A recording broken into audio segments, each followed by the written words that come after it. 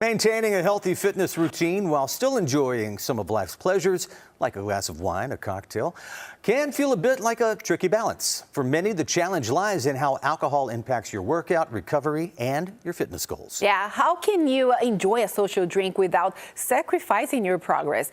We spoke with Coach Casey, who helped us navigate this balance. So, exercise and alcohol.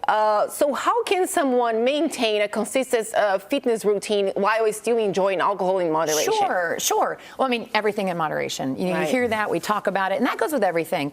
Eat the cookie in moderation. Mm-hmm. Exercise regularly, and really when you kind of think about your diet and your nutrition, when we incorporate alcohol in that, I think it's important to understand how your body handles it. What does it actually do to your body and how you can process it for energy. So it doesn't fall within any of our macronutrients, so fats, carbohydrates, or proteins. It's its own thing. And when you've ever heard of empty calories, that is exactly what you can contribute alcohol to. It doesn't go anywhere nutritionally. It does nothing to support our hormone balance, to our recovery, to anything other than it takes up caloric space, and your body has to get it out some way. So it will metabolize it, but not traditionally, not used for any particular sort of energy other than your body views it as a toxin. It's poison. It's ethanol, right? It's just highly refined, and we've not refined when we've fermented it. Mm-hmm. So its most purest form is just sugar fermented. So when we intake it, it's perceived as a toxin, and it immediately becomes the first thing the body wants to get rid of.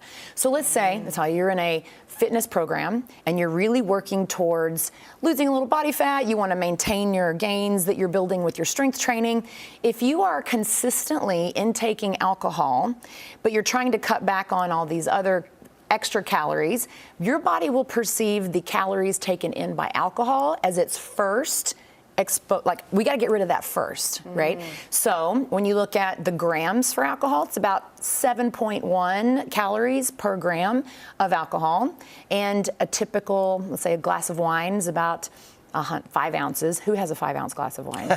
Come on. No. And you go to a restaurant, it's like, you want the 8-ounce or the 16-ounce glass, right? Right. So when you're looking at an additional 125 to 150 calories of just alcohol that has to be moved before your body even begins to process fats, carbohydrates for energy, anything like that. So it really sets you back from what your whole attempt is to try to, lose that extra calorie balance. You want to export a little bit of that energy. Right. Casey, interesting. Talk to us about the impact that alcohol has on your athletic performance and recovery, too. How can individuals mitigate those effects? I think specifically for the recovery, you can kind of think of it going back to the way that your body recovers after a strength training exercise set, right?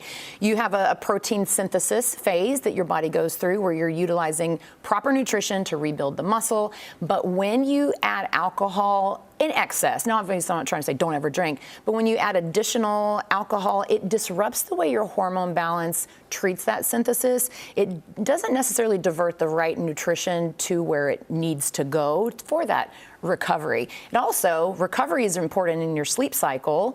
Mm-hmm. Non-REM deep sleep is where our hormones really start to shape that recovery, and alcohol disrupts that very important phase as well. It definitely puts it in the back seat. Okay, so if you're in college, you should be watching this. Don't make me say Wow, if I had only known that 30 years ago. Right.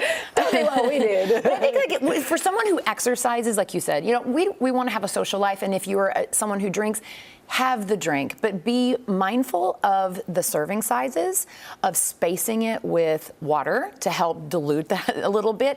Also, it's important that you eat something with it. It helps the absorption process and redirects it into a better metabolized phase. So when you think about I'm just going to have 2 drinks, you have 2 Long Island iced teas, let's say, right? But with the size of that, or the 16-ounce glass of wine, right? Don't get the fishbowl. No.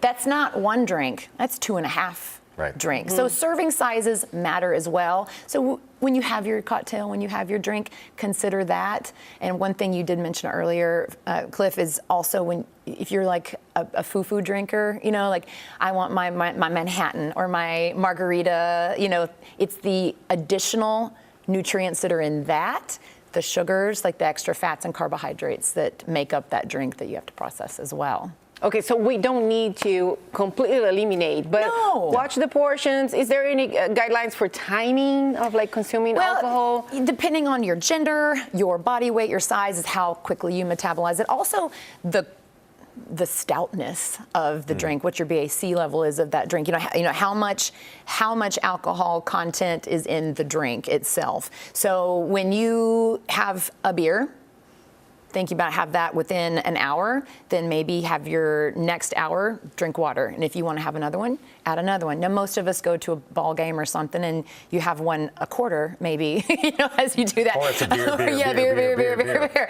But trying to balance it with a little extra hydration, always eat a little bit. But as far as timing, obviously, the further you can spread it out to give your body a chance to get through some of those metabolism phases, but also it'll help keep you more clear and making better decisions about what you're eating. I don't know about you guys. I have a few beers and I attack the chip table with it's hand in hand.